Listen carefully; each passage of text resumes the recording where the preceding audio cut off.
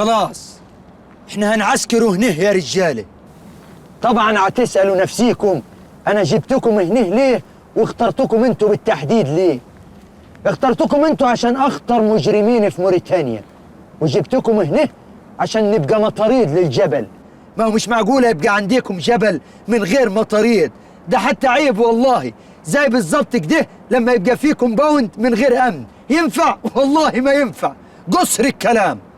احنا هنعمل هنا معسكر تدريب صغير هنتعلم فيه ازاي نقتل ونسرق ونقطع طرق، واللي عنده موهبه هيمارسها، اللي حابب يعزف كمانجه، اللي حابب يرسم اصحابه مع الجمل، اللي حابب يتعلم لغه وماله. انا بعزكم والله زي عيالي بالظبط.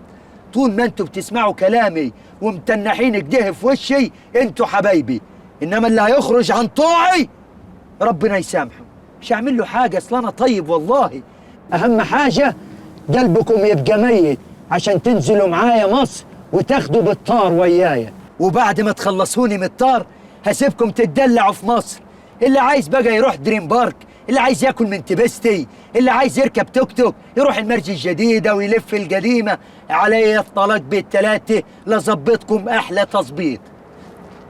إيه ده؟ في عربية جاية هناك يا رجالة، ده أول اختبار حقيقي ليكم.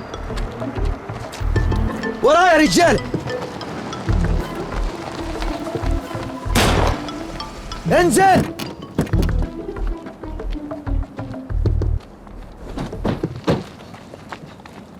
عربي عمي، يا دي الحظ الاسود، اول واحد اثبت ويطلع عمي. مش مكتوب عليك الشمال يا عربي. اركب يا عم اركب. عدوه يا رجاله، ده عمي عدوه. خد خد خد خد تعال. ايه اللي عدوه ده عمي؟ ايه اللي جابك موريتانيا؟ موريتانيا؟ دي انهي بلد يا ولدي؟ انهي بلد؟ انت جاي نايم في الطريق. نايم ايه؟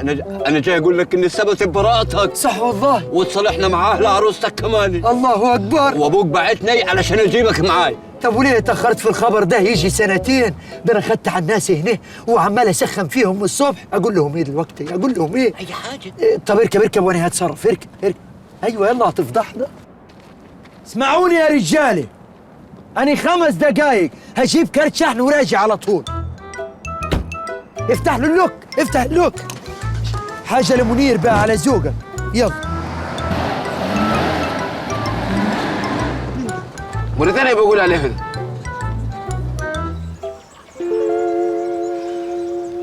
ربنا ينتقم منك يا خال، هو السبب في كل اللي حصل ده. ده هي تاخده مطرح ما هو مرزي. أنا نفسي أفهم هو كان شارب إيه ليلتها؟ مفيش، كان متهجل في السفن. هو السفن يعمل كده؟ وأنيل من كده، ده أنت ما شفتهوش وهو شارب مرندة. لا بيعمل إيه؟ كان تيتا تقول لنا ابعدوا عنه، كان يشرب مرندة ويخنق في الوز. يمه لا ده ينخاف منه ده، وجايبهولي يوم فرحي. إيه اللي جايبهولك يوم فرحك وأنا جايبه نمرة؟ جاي يرقص هو، ده خالي يا بيت. خلي الشم واللو. خلاص خلاص يا بت، مشاكلنا اتحلت. بلاش نتكلم في الماضي، الماضي ده كان كله جراح، وما دمت في حبك خلاص يا هضبي، خلاص يا اخويا. وبعدين مشاكل ايه اللي انحلت؟ والمصيبه اللي احنا فيها دي مش مشكله. انا نفسي افهم بس ايه اللي بيحصل لنا ده يا رب. والله العظيم الجوازه دي فجر مربع، فجر مربع. انت عارف انا شاكه ان البت صفاء عامله لي عمل، اكمنني سبكتها واتجوزت قبلها. صفاء هي صح، هي صفاء اللي عامله لك عمل.